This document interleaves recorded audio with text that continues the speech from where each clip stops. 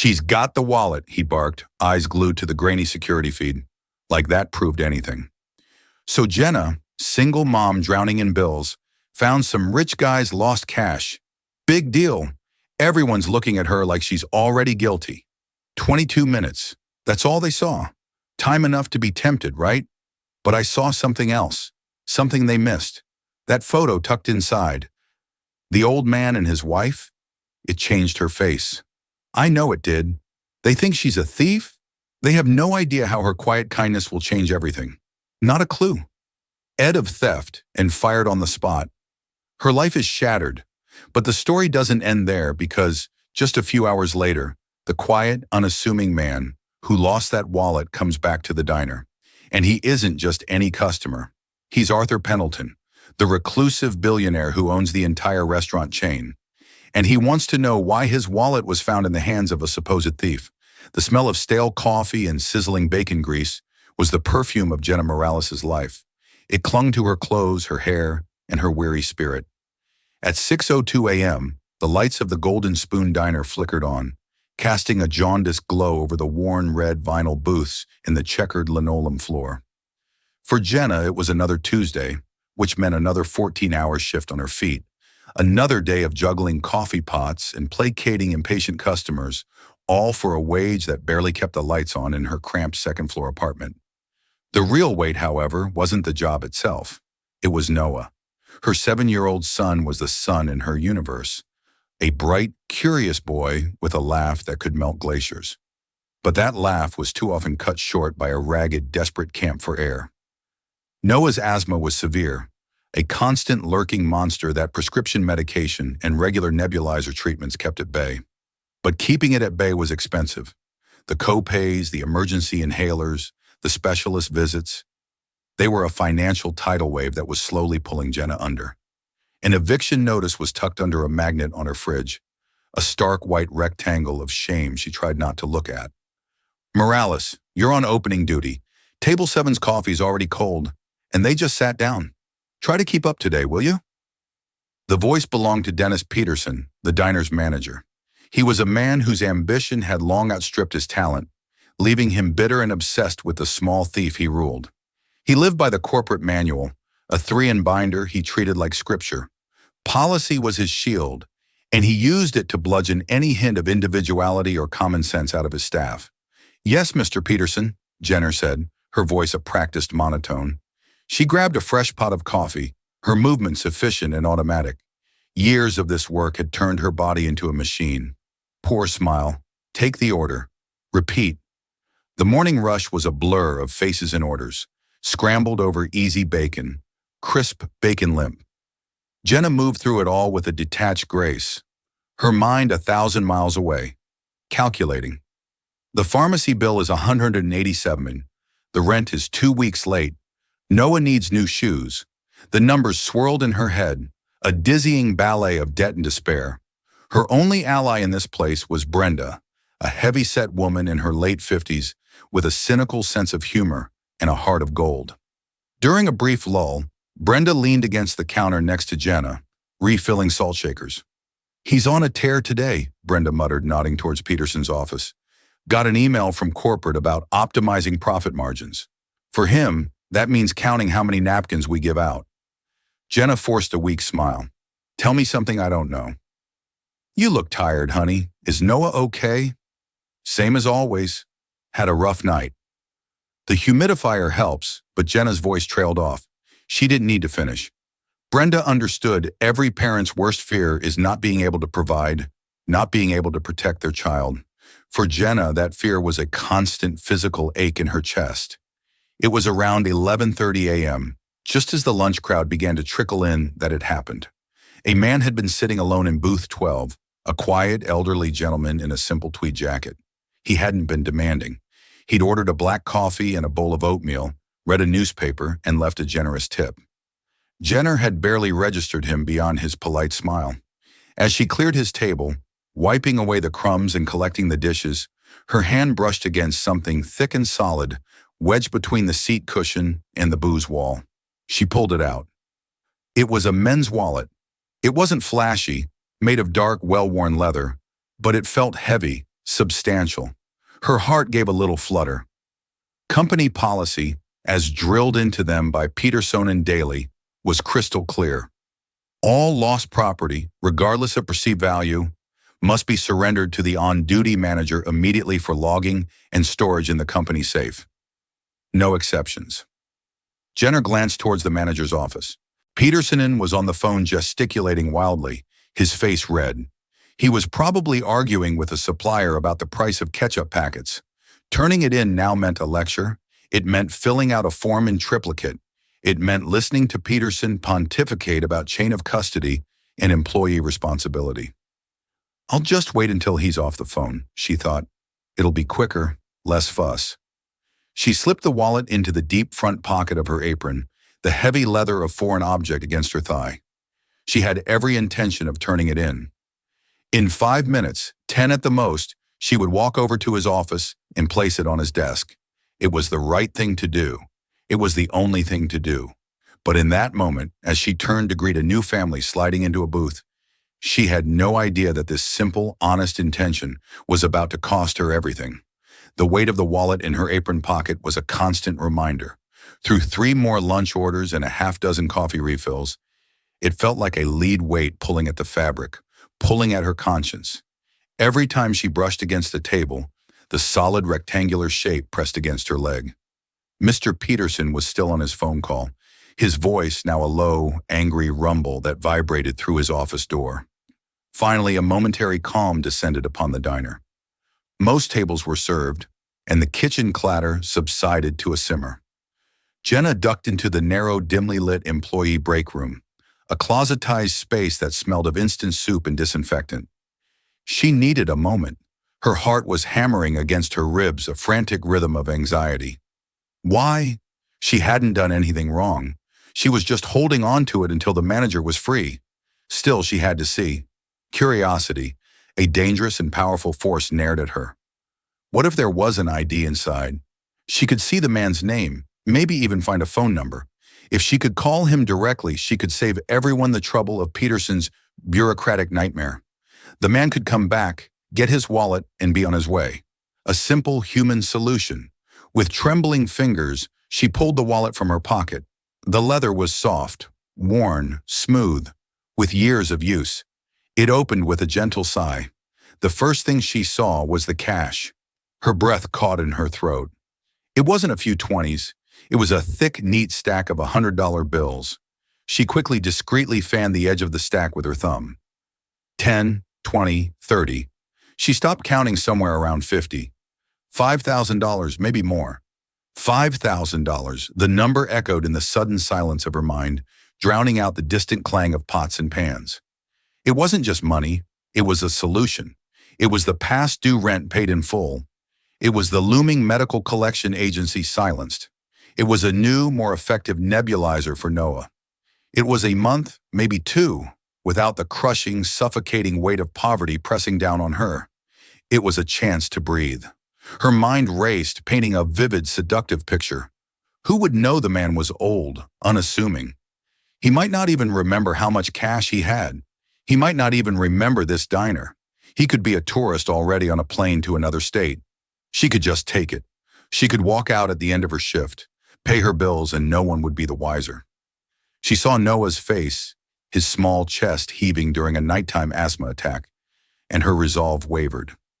Wasn't her son's health more important than the pocket money of some wealthy stranger? Her gaze fell from the cash to the other side of the wallet. Tucked behind a flap of leather, she saw the edge of a photograph. She carefully slid it out. It was old and faded the corners, soft with wear. It showed a young woman with a radiant smile, her hair styled in a way that suggested the photo was decades old. She was sitting on a park bench, and the man standing behind her, his hands on her shoulders, was a much younger version of the quiet gentleman from booth 12. They looked happy, deeply in love. There was an inscription on the back in delicate looping cursive, Arthur and Genevieve, 1978. Our bench. Something inside Jenna shifted. The cash was impersonal. It was paper. But this photo, this was a life. This was a memory, a piece of someone's soul they carried with them every day. This wallet didn't just contain money. It contained a man's history. It contained his love for the smiling woman in the photograph. To take the money would be to steal more than just cash. It would be a violation of that memory, a desecration of something sacred. She couldn't do it. The thought, which had seemed so logical and desperate just moments before now, felt monstrous. Her own struggles were real, but they didn't give her the right to inflict a different kind of pain on someone else. Her decision solidified. She started looking for an ID. She needed to find his name. She sifted through the slots past a few credit cards. Arthur Pendleton. The name was printed in simple block letters on a platinum card. There was no address, no phone number, just the name, Arthur Pendleton. She tucked the photo carefully back into its slot, closed the wallet, and took a deep, steadying breath. The temptation had passed, leaving behind a clean, clear sense of purpose. She would do the right thing. She would march into Peterson's office, slap the wallet on his desk, and endure whatever lecture he deemed necessary. She pushed open the break room door and stepped back into the diner. Mr. Peterson was finally off the phone, standing by the register with his arms crossed, scowling at the cash drawer. This was her chance, Mr. Peterson. She began walking towards him, her hand reaching into her apron. But before she could pull the wallet out, before she could explain, he turned to face her, and his eyes were not just angry, they were cold with triumph. Morales. My office now. The short walk to Mr. Peterson's office felt like a mile on broken glass. Every eye in the diner seemed to be on her. Brenda shot her a worried look from behind the coffee machine. The cook peered out from the kitchen window, his spatula frozen midair. Jenna's stomach twisted into a tight, cold knot. This wasn't the look of a manager about to log a lost item. This was the look of a predator who had cornered his prey. The office was as charmless as the man himself. A cheap metal desk was littered with schedules and invoices. The only personal touch was a framed manager of the month certificate from 3 years ago. A small black and white monitor sat on the corner of the desk displaying a grainy four-way split of the diner's security cameras. Peterson didn't invite her to sit. He walked behind his desk and pointed a thick, accusatory finger at the screen. I saw you, Morales. Jenner's brow furrowed. Saw me? What? Sir, don't play dumb with me. It's insulting. He sneered. He tapped the screen, rewinding the footage. He pointed to a timestamp 11:34 a.m. It showed her clearing booth 12, finding the wallet and slipping it into her apron. Then he fast-forwarded. 11:35, 11:40, 11:45. The footage showed her serving other tables, pouring coffee, even smiling at a customer's child, all with the wallet still in her pocket. Finally, it showed her entering the break room. 22 minutes, Peterson said, his voice dripping with venom. For 22 minutes, you had that wallet in your possession, you served 3 tables, you refilled 6 drinks, you made no attempt to surrender the item to management as per Section 4, subsection B of the Employee Code of Conduct. Jenner's head was spinning. Mr. Peterson, I was waiting for you to get off the phone. I was going to give it to you as soon as you were free. I just went into the break room to find an ID. She pulled the wallet from her apron and placed it on the desk between them. See, it's right here. Nothing is missing. I was just trying to find the owner's name. Peterson didn't even glance at the wallet. His eyes were fixed on her alight with a cruel glee. You were trying to find an eye, or were you in there counting the cash, deciding if it was worth losing your job over? The accusation hit her like a physical blow. What? No, I would never. Oh, I think you would. He cut her off. I know your type. Always complaining about hours, always needing an advance. I see the desperation. You thought you hit the jackpot. A little bonus for yourself. You slip into the break room, the one place without a direct camera angle to see what your prize is. The only reason you didn't walk out with it is because you knew you wouldn't get past me at the end of your shift. Every word was a twisting knife. He was painting a picture of her as a common thief, a degenerate, and he was doing it with such relish. All her hard work, all the double shifts, the swallowing of her pride day after day, it all meant nothing. In his eyes, her poverty was proof of her guilt. That's not true. Jenna's voice shook with a mixture of fear and fury. I saw a photo inside a picture of the man and his wife. That's why I decided to look for his name. I wanted to return it to him. His name is Arthur Pendleton. Peterson actually laughed, a short barking sound. A likely story. You're just making that up now to save your own skin. You violated company policy. You concealed lost property on your person for 22 minutes. That constitutes intent to steal. We have a zero-tolerance policy for that, Morales. Zero tolerance. He was enjoying this.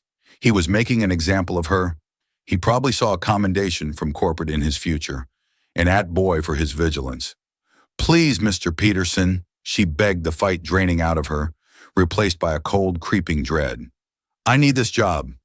My son, he's sick. That's not my problem, he said, his face hardening into a mask of indifference. Maybe you should have thought about your sick son before you decided to become a thief. He leaned forward, his voice dropping to a low, theatrical growl. You are terminated effective immediately. Get your personal belongings from your locker. And get out. I want you off the premises in 5 minutes. Humiliation washed over Jenna in a hot, sickening wave. He wasn't just firing her, he was branding her. He was doing it in the middle of the lunch rush. She stumbled out of his office, her vision blurred with unshed tears. Peterson followed her. He stood by the main counter, arms crossed, watching her every move to ensure she didn't try to pocket the silverware on her way out. Brenda rushed over her face, a canvas of concern. Jenner, what happened? He fired me. Jenner whispered, her voice cracking. He said, I tried to steal a wallet I found. A collective gasp went through the nearby staff. Customers at the counter turned to stare. Peterson's voice boomed across the diner. Let this be a lesson to everyone. Starlight Hospitality Group does not tolerate theft. We have procedures for a reason. This is what happens when you think you are above the rules. Jenna felt 100 pairs of eyes on her, burning into her skin. She was no longer a person. She was a spectacle, a cautionary tale. Cheeks flaming, she grabbed her worn-out purse and threadbare jacket from the locker, not even looking at Brenda, unable to bear the pity in her friend's eyes. She pushed through the diner's glass doors and out into the harsh afternoon light, the little bell above the door chiming her pathetic exit. The sounds of the diner faded behind her, replaced by the roar of traffic and the frantic beating of her own heart. She had walked in that morning worried about bills. She was walking out now with no job, no final paycheck, and the stain of a false accusation clinging to her like the smell of bacon grease. She had nothing. And as she began the long, numb walk home, one question screamed in her mind. What am I going to tell Noah? The walk home was a journey through a fog of disbelief. The city bustled around her cars, honking people laughing on their lunch breaks, the scent of street food from a vendor's cart. But Jenna was insulated from it all by a thick blanket of shock. Her feet moved one in front of the other out of sheer habit, carrying her towards the one place she felt safe, a place that was now under imminent threat. Her apartment building was a tired, 3-story brick structure with peeling paint and windows that rattled when the wind blew. The climb up the 2 flights of stairs felt like ascending a mountain. Each step seemed to amplify the words echoing in her head. Terminated, thief, zero tolerance. She unlocked her door and stepped inside. The silence was the first thing that hit her. Usually after school, the small apartment would be filled with the sound of cartoons or Noah humming as he drew at the small kitchen table. But today it was utterly still. A note on the table in the neat, rounded handwriting of her neighbor, Mrs. Gable, explained why Jenna Noah had a bit of a coughing spell after school. Didn't seem too bad, but I thought it best to take him over to my place and get him on his nebulizer. He's calm now and watching a movie. Come get him when you're back. Don't worry, Susan. A fresh wave of nausea and gratitude washed over Jenna. Gratitude for her kind elderly neighbor and nausea at the reality of the situation. Another asthma attack. Another reminder of the fragile thread from which her son's health and her own sanity hung. And now she had lost the single most important tool she had to protect him, her income, and with it her health insurance. She sank onto the lumpy sofa, the springs groaning in protest. The eviction notice on the fridge seemed to mock her, its bold red letters glowing with malice. She stared at the worn spot on the carpet where Noah usually played with his toy cars at the crayon, drawing of a smiling sun he had taped to the wall. This was her world, this tiny, struggling, love-filled world, and Mr. Peterson had just set a match to it. For a long time, she just sat there hollowed out. The anger and humiliation from the diner had cooled into a solid, heavy lump of despair in her gut. How could this have happened? She had spent her entire life trying to be a good person. She worked hard, paid her taxes, was polite to everyone, and raised her son to be kind and honest. And her one reward for a moment of integrity was public disgrace and financial ruin. The irony was so cruel it was almost laughable. After an hour of sitting in the deafening silence, she knew she couldn't postpone the inevitable. She had to face her son. She walked over to Mrs. Gable's apartment and knocked softly. Noah flew into her arms the moment the door opened. "Mommy, I saw the new Astrobot movie. It was so cool. Can we get it?" Jenna hugged him tight, burying her face in his soft, clean-smelling hair, trying to absorb his innocent joy. "Maybe soon, sweetie. Maybe soon." Mrs. Gable gave her a knowing, sympathetic look. He was a trooper, just a little wheezy. "He's fine now." Back in their own apartment, Jenna tried to act normal. She helped Noah with his homework, listened to him chatter on about Astrobot's laser cannons, and made them macaroni and cheese for dinner. But a dark cloud hung over her, and Noah, perceptive as always, picked up on it. "Are you sad, Mommy?" he asked, pushing a noodle around his plate. Jenna's carefully constructed dam of composure finally broke. A single tear escaped and rolled down her cheek. "Yeah, sweetie, Mommy's a little sad." She couldn't bring herself to tell him the whole truth, to see the fear in his eyes. "My job, it's finished. I won't be working at the diner anymore." Noah's face fell. "Why don't you like making pancakes?" "It's complicated," she said, forcing a watery smile. "But don't you worry. It's a good thing. It means I'll have more time to find a much better job, and I'll get to spend more time with you." It was a lie, and it tasted like ash in her mouth. The truth was, she would be spending every waking moment desperately scouring online job boards, pounding the pavement, facing rejection after rejection in a city that had little to offer a waitress without a high school diploma. Later that night, long after Noah had fallen asleep, Jenna sat at the kitchen table, the glow of her old laptop illuminating her face. The screen was filled with job listings, telemarketer, warehouse stalker, overnight cleaner.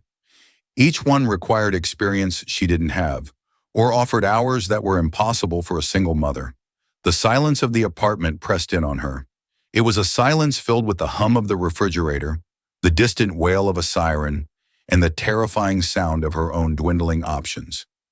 She thought back to the wallet, the $5,000. The easy way out she had rejected for a dark, fleeting moment. She wished she had been the person Mr. Peterson accused her of being. She wished she had just taken the money. At least then, she would be $5,000 richer instead of jobless, shamed and utterly hopelessly alone. She closed the laptop, leaned her head on the table, and finally allowed herself to cry. Arthur Pendleton did not care about the money. The $5,000 in his wallet was a fraction of what he earned in interest before his first cup of coffee in the morning. What he cared about was the photograph. The faded image of Genevieve, his late wife, was the single most valuable thing he owned. He had carried it every day for 47 years. It was his compass, his connection to a time when his life was simpler and infinitely richer. He didn't realize the wallet was missing until late that afternoon. He reached for it to pay for a book at a small independent bookstore, and his hand met an empty pocket. A mild panic, cold and sharp, pierced his usual calm. He mentally retraced his steps. The park, the bookstore, and before that, the diner, the Golden Spoon. He hadn't been to one of his own diners in years. He'd started Starlight Hospitality Group with a single location, a place much like the Golden Spoon, built with his own hands and Genevieve's unwavering belief in him. After she passed, he had retreated from the world, burying himself in the sterile, anonymous world of boardrooms and stock portfolios. His empire grew, but he had lost touch with its foundation. This morning, on a whim of nostalgia, he had decided to visit one to see if any of the old magic was left. His driver, a stoic man named Paul, navigated the black sedan back to the diner. It was now 4:00 p.m., the quiet period between the lunch and dinner rushes. As Arthur stepped out of the car, he felt a pang of disappointment. The place looked tired. The sign was missing a letter, so it read the G. Len Spoon. It lacked the heart, the warmth that he and Genevieve had poured into their first venture. He pushed open the door, the little bell chiming his arrival. A different waitress was on duty, now a young woman with pink hair who barely looked up from her phone. At the counter, a man in a slightly too tight manager's uniform was proudly supervising the refilling of sugar dispensers. This must be the man in charge. Arthur approached him. "Excuse me, I was in here earlier this morning around 11. I believe I may have left my wallet." The manager, Dennis Peterson, straightened up, puffing out his chest. A lost wallet was an opportunity to demonstrate his competence. "A lost wallet, you say? Can you describe it?" "Dark leather, worn. It had a significant amount of cash in it," Arthur said, his voice quiet and steady. Peterson's eyes lit up with recognition and something else, a smug sense of self-importance. "Ah, yes. The wallet, dark leather, found in booth 12. We have it." A wave of relief washed over Arthur. "Thank God. I don't care about the cash, but there's a photograph in there." "Rest assured, sir. Your property is completely secure," Peterson said, cutting him off. He was practically pining. "You were very lucky. In fact, you were the victim of an attempted theft. But I handled the situation personally." Arthur's eyebrows drew together. "An attempted theft? What are you talking about?" "One of my waitresses," Peterson said, lowering his voice conspiratorially. "A woman named Jenna Morales. She found your wallet, and instead of turning it in, she concealed it on her person, took it into the break room to rifle through it. No doubt I was monitoring the security cameras and caught her red-handed. I confronted her, retrieved your property, and terminated her on the spot. We run a tight ship here at Starlight Hospitality. Zero tolerance for that kind of behavior." Peterson smiled, expecting praise, perhaps even a reward. But Arthur Pendleton was silent. He was a man who had built a global enterprise on his ability to read people.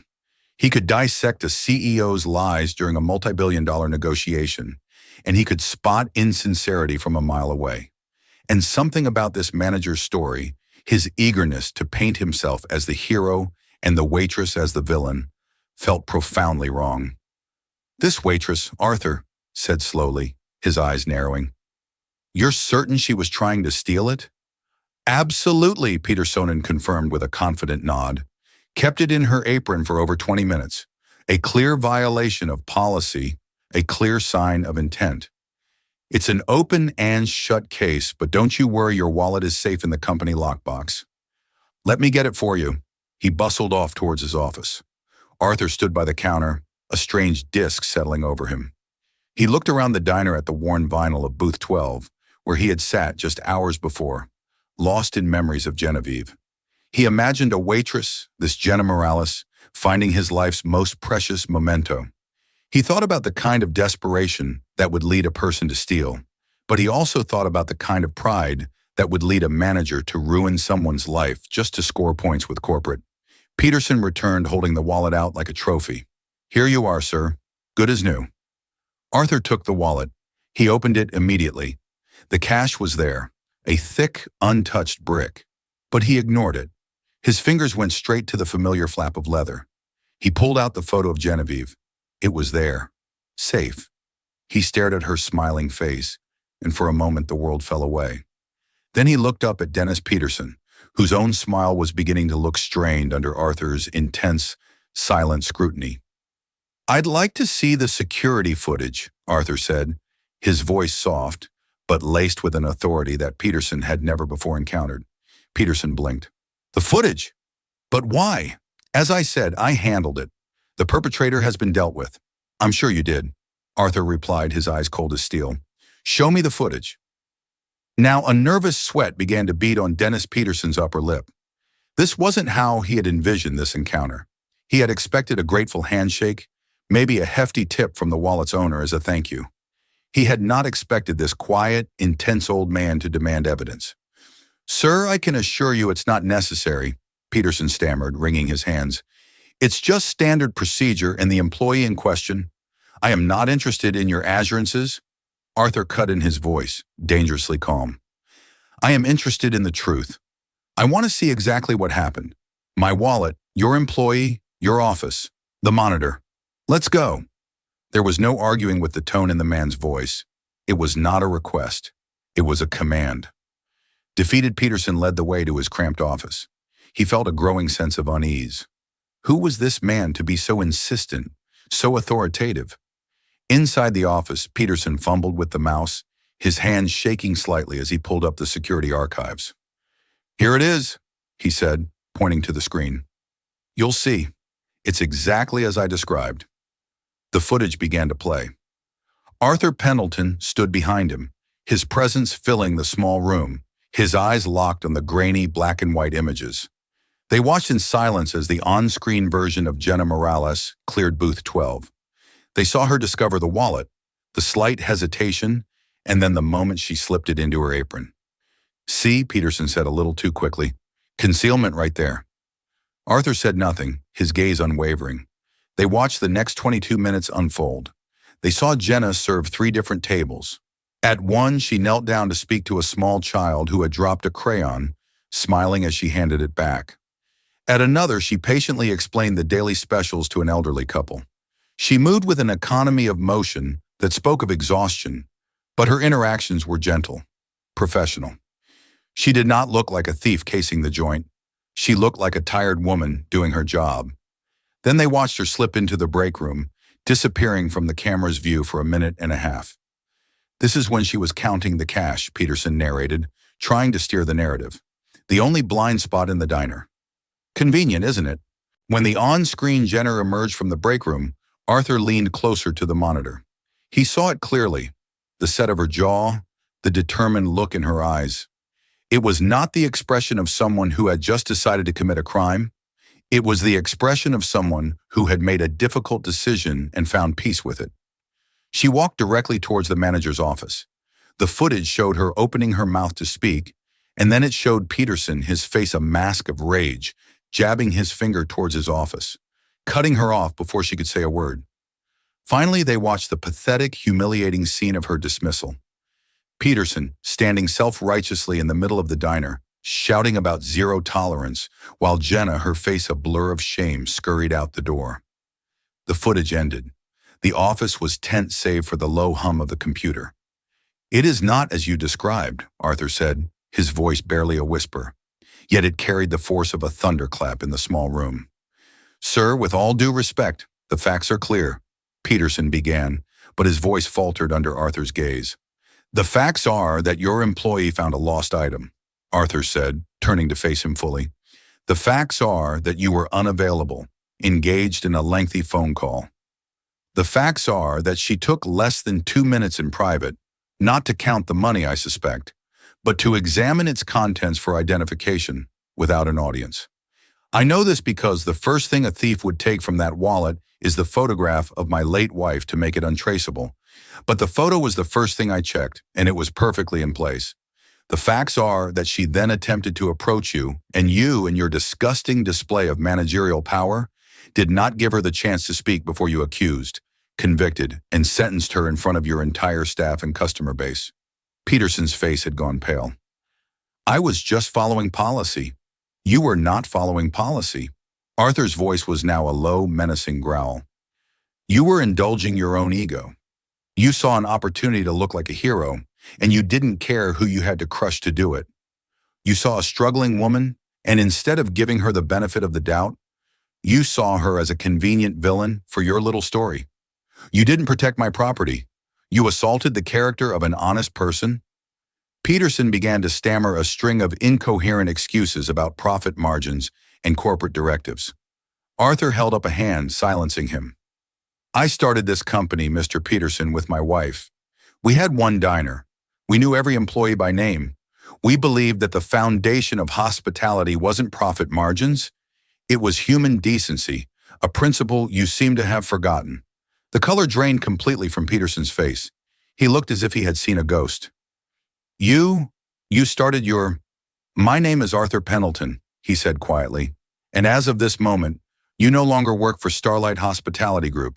Your termination is effective immediately. Get your personal belongings and get out of my building." He used Peter Sonen's own words against him, twisting the knife of humiliation that the manager had so callously wielded against Jenner just a few hours earlier. Peterson stood frozen, his mouth agape, the world he had so carefully constructed crumbling around him. Arthur turned his back on the disgraced manager. He picked up the phone on the desk and buzzed the front counter. The pink-haired waitress answered. "This is Arthur Pendleton," he said. "I need you to access the employee files. I need the home address for Jenna Morales."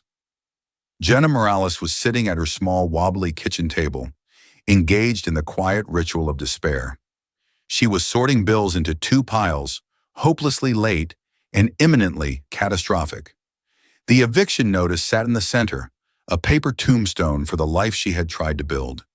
Each rustle of paper was an echo of her failure. The apartment was silent, except for the hum of the old refrigerator and the soft, rhythmic breathing of Noah sleeping in the next room. It was that sound, the sound of her son's peaceful breath, that kept the last embers of her hope from being extinguished completely. Then came the knock.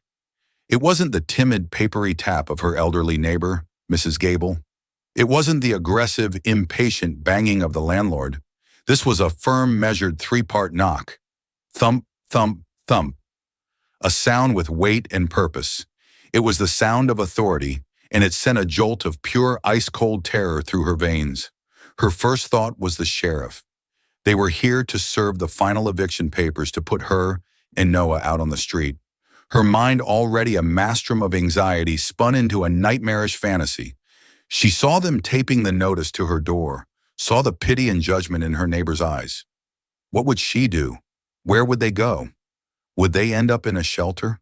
Would someone from social services decide she was an unfit mother and try to take Noah?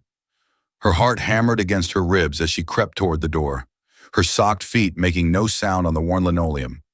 Her hands trembled as she reached for the peephole, a tiny fisheye lens into a world that had suddenly become hostile. What she saw made her breath catch in her throat.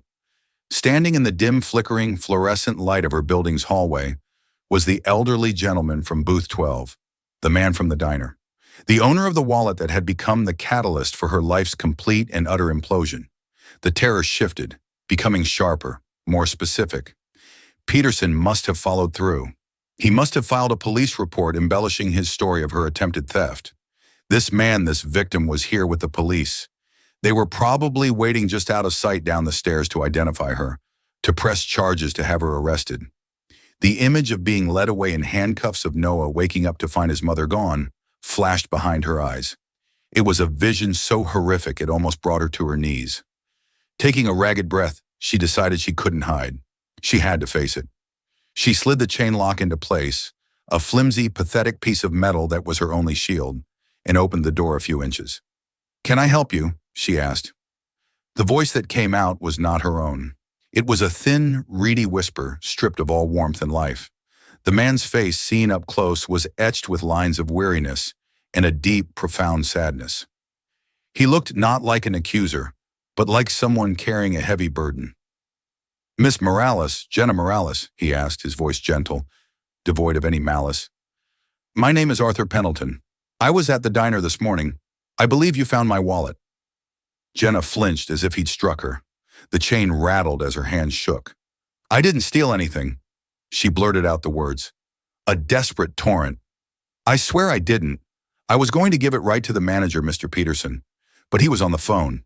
I just wanted to look for an ID. I never would have taken anything. Please, you have to believe me. I have a son." Arthur Pendleton held up a hand, not to silence her, but as a placating, peaceful gesture. "I know," he said, and the simple words were so full of sincerity they momentarily stunned her. "I know you didn't, Jenna. I saw the truth with my own eyes. May I please come in for a moment? I promise you, I am not here to cause you any more trouble. I am here to try and undo some of the trouble that has been done to you." She stared into his eyes, searching for any hint of a lie, any trap. She found none. There was only a quiet, resolute honesty. Against every instinct, screaming at her to slam the door and hide, she slowly, hesitantly slid the chain free. She opened the door and stepped back, allowing him to enter her small, threadbare world.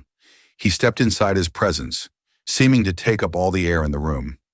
He was dressed in a simple but clearly expensive wool coat, and his shoes were polished to a soft gleam. They stood in stark contrast to the cracked linoleum and the faded thrift store armchair. He took in the apartment in a single sweeping glance. The crayon drawing of a smiling sun taped to the wall. The single pair of Noah's small, worn-out sneakers by the door. The stack of bills on the table. His gaze wasn't one of judgment or pity. It was one of quiet, heartbreaking comprehension. "I have just come from the diner." He began, turning to face her fully. "I asked to see the security footage from this morning. I watched the entire incident unfold." He paused and described what he saw. "I saw you find the wallet. I saw you look towards the manager's office and see him occupied. And then I watched you serve 3 more tables. I saw you kneel down to help a little girl who had dropped her crayon. I saw you patiently assist an elderly man who couldn't read the menu. And then I saw you walk into the break room." Jenner's stomach clenched, but he continued. "Mr. Peterson claimed you were in there counting my money, but I saw the look on your face when you came out. It wasn't the look of a thief. It was the look of someone who had made a decision. A hard one, I imagine. Then I saw you walk directly to him to do the right thing, and he never even gave you the chance to speak." He took a step closer, his eyes locking with hers. "What Mr. Peterson did to you, the accusations, the public humiliation was a monstrous injustice. It was cruel, it was unwarranted, and it was a complete failure of everything my company is supposed to stand for. And for that, from the bottom of my heart, I am sorry." Jenna stared at him, bewildered. "Your company?" A flicker of pained irony crossed Arthur's face. "Starlight Hospitality Group. I started it a lifetime ago, which means that Mr. Peterson was my employee acting in my name. The responsibility is ultimately mine." The revelation landed with the force of a physical blow. Jenna stumbled backward and sank onto the arm of her lumpy sofa. The quiet man from the booth, the owner. The entire time she had been serving coffee to the man who owned the building, who owned her job, who owned her entire miserable fate. The world tilted on its axis.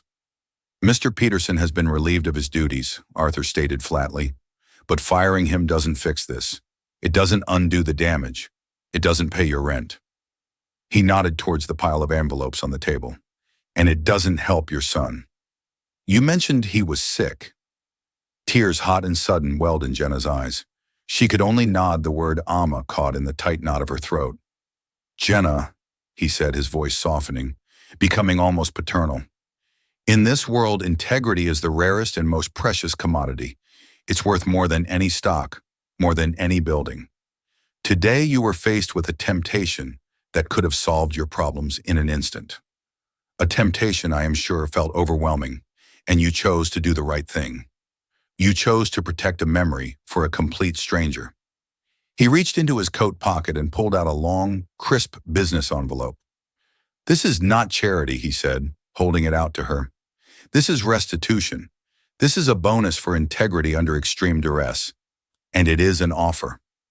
Her hand trembled so violently she could barely take the envelope from him. She fumbled with the flap, her fingers feeling clumsy and numb. Inside were 2 documents. The first was a cashier's check made out to Jenna Morales. When she saw the amount, her vision swam. $50,000. It was an impossible number, a figure from another universe. She had to read it 3 times to be sure her eyes weren't deceiving her. "That," Arthur said gently, "is to settle your accounts, your rent, your medical debts, all of it. It is to provide a cushion so that you never again have to feel the kind of desperation that forces you to even consider a choice like the one you face today. It is also compensation for the slander against your character and the profound emotional distress you were forced to endure." The second document was a letter on heavy cream-colored paper, bearing the Starlight Hospitality Group letterhead. It was a formal job offer. Her eyes scanned the page past the legalese to the title Regional Manager Quality and Training. The proposed salary was a number she had never dreamed she would earn in a year, let alone with full medical, dental, and vision benefits for her and her family, effective immediately. "I have a problem, Jenna," Arthur said, drawing her stunned gaze up from the paper. "My company has grown too big. I've become disconnected from the heart of it. It's filled with men like Dennis Peterson. Men who see policies, not people, who see numbers, not names. I need to fix that. To do that, I need someone to be my eyes and ears, someone to travel to the diners to work with the staff to ensure the core value of this company. Human decency is not just a slogan on a poster. I need someone who understands, someone who has been on the other side of that counter, someone with unimpeachable character. He took his worn leather wallet from his pocket, and from it he carefully removed the faded photograph of his wife. He held it with a tenderness that was heartbreaking to witness. "This is Genevieve," he said softly. "My late wife. We started the first diner together. She always used to say, 'You can judge a person's soul by what they do when they think no one else is looking.' Today, Jenna, I saw your soul, and it reminded me of hers. Honest, strong, kind." He looked from the photo to her, a deep, pleading sincerity in his eyes. "Please," he said, "come work for me. Help me make this company a place that Genevieve would be proud of again." Jenna looked from the check that represented freedom to the letter that represented a future to the kind, sated billionaire who was offering her a lifeline. The crushing weight that had been pressing down on her chest for months, for years, finally began to lift. The tears that had been falling in silent despair now flowed freely. But they were tears of shock, of release, of a gratitude so immense it felt like it could split her heart open. The future, which just an hour ago had been a terrifying dark void, was now a wide-open vista of possibility. Noah would have the best doctors. They would have a safe place to live. She would have a purpose. She had been seen in her moment of deepest humiliation. Her true character had been witnessed, and it had saved her. A sob escaped her, followed by a watery, incredulous laugh. She looked at Arthur Pendleton, the ghost of Booth 12, her executioner and now her savior, and for the first time in what felt like a lifetime, she gave a real radiant smile. "Yes," she whispered, her voice choked with emotion. "Yes, I accept." Jenna Morales' story is a powerful reminder that the choices we make when no one is watching are what truly define our character. In a moment of intense desperation, faced with a life-changing sum of money, she chose honesty. She chose to honor the memory of a stranger over her own immediate needs. And while she was punished for it by a system that valued rigid rules over human decency, her integrity ultimately shone through, attracting a reward far greater than she could have ever imagined. This isn't just a story about a waitress and a billionaire. It's about the ripple effect of a single honorable act. It teaches us that true wealth isn't measured in dollars, but in character, and that sometimes the greatest acts of kindness come from the most unexpected places. If this story of justice and integrity moved you, please give this video a thumbs up to help it reach more people. Share it with a friend who needs a reminder that doing the right thing, even when it's hard, always matters. And don't forget to subscribe to our channel for more real-life stories that will restore your faith in humanity. Thank you for listening.